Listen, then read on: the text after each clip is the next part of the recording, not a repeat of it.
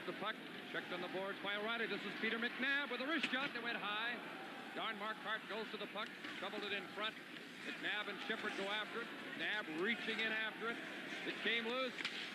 Carlisle put it to the boards. There's a fight now. Claxon and O'Reilly. Claxon taking on a heavyweight. Jerry O'Reilly and Kim Claxon. Well, O'Reilly was on top to begin with, but Claxon, he comes to play, that kid. He isn't blessed with an abundance of talent, but he's got a lot of heart. Claxon had 166 penalty minutes this year in 46 games, 3 assists, no goals, 166 penalty minutes. O'Reilly does a lot of things for the Bruins besides play tough.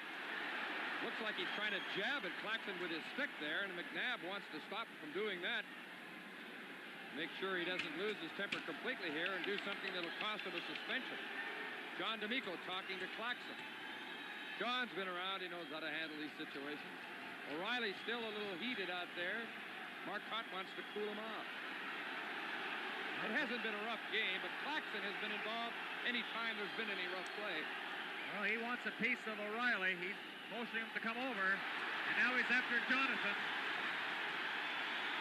They're down on the ice. Now it's getting a little out of hand here. That was Bork over there on the boards with Claxon. You know, young Bork. Claxon's in a precarious position with John D'Amico on top of him. He can't do anything, can't even protect himself. And, or Bork, rather. He just got in there and started throwing some fists. Claxon is saying, just go ahead, step aside, John. I'll meet Bork nose on nose. Yeah, take somebody else. Leave me alone. Well, they'll get Claxon to the penalty box or right to the dressing room here. There's 10 minutes and 1 second left. Hasn't been a rough game. Boston's had 17 minutes in penalties. Pittsburgh, 14 minutes at this stage. But Claxon has been involved in a couple of exchanges, notably with Secord. He got involved with O'Reilly slashing in the middle part of the first period. Then with Secord, both in the second and here in the third. Claxon is being guided to the penalty box. Now watch this action. This ought to be good. He goes right by the Boston bench. This is a bad situation in Boston where they have to go right by the bench. It's not unusual to have incidents there. I think you need a tank to get by there. He's a little outnumbered, isn't he? John D'Amico is pointing out someone to the police who threw an object down there.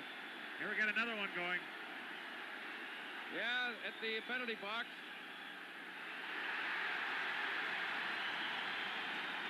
Really can't tell who the two players are. Hughes is the Pittsburgh player. And McCrimmon. McCrimmon.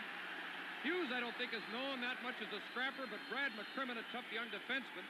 Now the lines. How would you like to be a linesman? Gary, why did you go to broadcasting when you retired? You could have gone into work as a linesman. Jim, I remember we had my first year out of Philadelphia. I was doing the work for the Flyers on cable TV, and there was a brawl out in the ice, and I usually go down at the beginning of the period, and I was waiting along the rail watching the fight, and some fan came up to me and said, "Don't you wish you were down there?" I said, "Are you kidding? You got to be out of your mind." Well, McCrimmon's been in the odd scrap. Look at the missing tooth there. Come on, Brad, give us a smile. I want to pick up that gap in the molars there. Left over from another exchange. There goes McCrimmon into the penalty box. There's Peter McNabb, who seldom gets involved in any of this sort of thing. Bork maybe is the guy who really rekindled the action there, because they appeared to have Claxon and O'Reilly steered to the penalty box, and then Bork sort of intercepted Claxon, and it started up again. And McCrimmon and D'Amico are talking over. John D'Amico's been out talking to policemen, fans, hockey players, trying to keep a lid on things. Yeah, Jim, you're doing great coverage here. Do you ever consider boxing? Well, you know, when you describe fights in hockey, people write in and say you're building them up, you're getting too excited, and you shouldn't do it. Well, let's...